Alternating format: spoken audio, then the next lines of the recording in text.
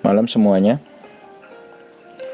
Saya rasa hari ini hari yang luar biasa ya. Indeksnya naik banyak, sudah 3 hari berturut-turut. Indeks hijau, kemudian everybody happy, portofolionya meningkat, banyak yang jual, banyak yang juga belum dijual tapi sudah meningkat portofolionya, banyak yang posting profitnya, tapi banyak juga yang sembunyi nggak posting profitnya. Oke. Kita masuk ke market review 28 Mei 2020. Hari ini IHSG menguat 74,6 poin ke 14716,1, 1,6%, dengan 195 saham menguat, 194 saham melemah. Penguatan dipimpin oleh finance dengan 3,92%, dengan disusul oleh miscalculated industries dengan 3,14%. Sektor yang mengalami penurunan ada 3 sebenarnya, tapi infrastructure min 1,29%, consumer goods 0,32%, dan mining 0,27%. Hari ini setelah cukup lama asing melakukan net buy 436 miliar rupiah. Kemudian kurs rupiah masih di kisaran 14.700-an ya. Lalu kalau kita masuk ke saham-saham dalam watchlist PES, saham yang mengalami kenaikan terbanyak adalah ACES 7,58% ke 1490. Disusul Indosemen INTP 7,49% dan BTPS Bank Tabungan Pensiunan Syariah 7,14%. Lalu yang mengalami penurunan paling besar Pewon Pakuan Jati 6%, kemudian Excel 5,32%, kemudian BSD 4,35%. Jadi walaupun indeks hijau, ada emiten-emiten yang naik kencang, tapi tetap ada yang turunnya juga kencang ya. Kemudian ada yang menarik yang kita perlu bahas, yaitu soal Indofood dan ICBP ya. Ini menarik sekali karena di pembukaan Indofood dan ICBP itu dibuka dengan auto reject bawah, kemudian naik dengan kencang, bahkan Indofood sempat plus 8% ya. Sedangkan ICBP juga sempat plus cukup banyak, sempat sampai 8575 walaupun ditutup di 8325 lagi di zona kuning. Sedangkan Indofood ditutup 5675 plus 1,34%, tapi dia sempat berlari sampai 6050. Jadi kalau kita lihat setelah 2 hari pisau jatuh, Indofood dan ICBP seperti menangkis segala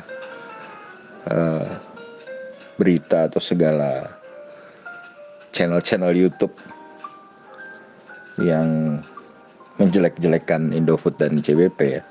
Sama seperti ketika banyak channel YouTube menggeruduk BBRI yang dijual asing lah ini itu, tiba-tiba BRI-nya berlari kencang.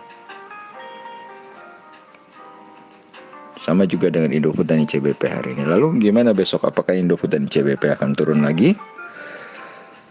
Ya, kita harus melihat market ya. Kita harus melihat pasar seperti apa. Kalau memang saya tetap masih berpatokan semua tergantung indeks. Dan yang mana yang naik, yang mana yang turun. Kalau kita lihat Bank BRI sudah naiknya cukup banyak nih, sudah lebih dari 3 hari dan naiknya sudah cukup banyak. Masa dia mau naik terus nggak pernah koreksi? Ya kita lihat lagi tergantung marketnya mau apa. Satu hal yang pasti, setelah 3 hari naik berturut-turut besar, kalau kita lihat IHSG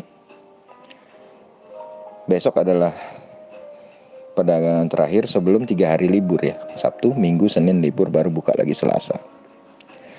Jadi apakah ada orang yang akan mengamankan posisinya dengan melakukan sell off? Besok tekanan jual pasti besar. Tapi itu masih perlu diimbangi lagi dengan kita melihat bagaimana market regional dan market Amerika tentunya. Kalau kita lihat market regional hari ini, sebenarnya market regional hari ini cukup mix ya. Nikkei Jepang plus 2,32%, Hang Seng Hong Kong minus 0,72%, Straits Times Singapura min 0,17, dan Shanghai plus 0,33. Saat ini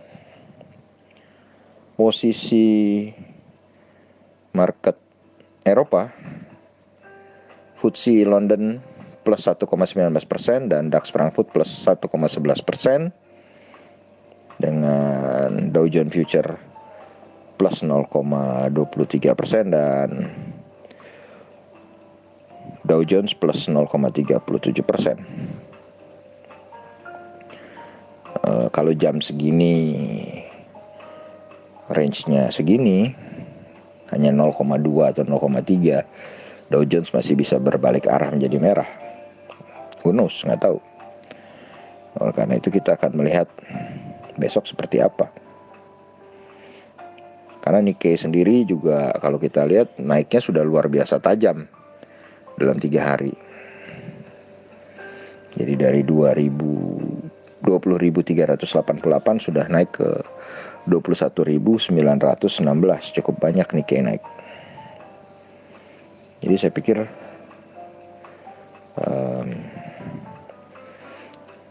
Nikkei pun rawan koreksi. Begitu juga dengan Dow.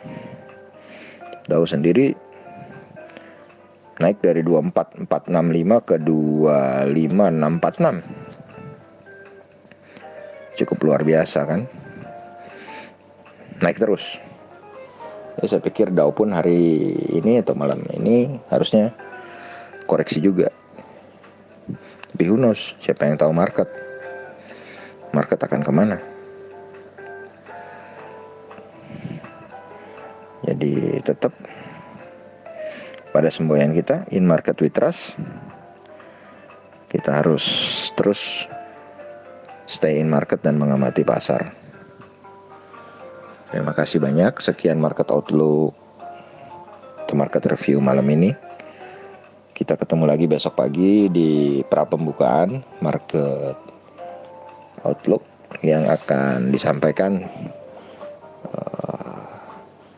untuk mengantisipasi pembukaan market regional Asia, penutupan Amerika, Eropa, dan juga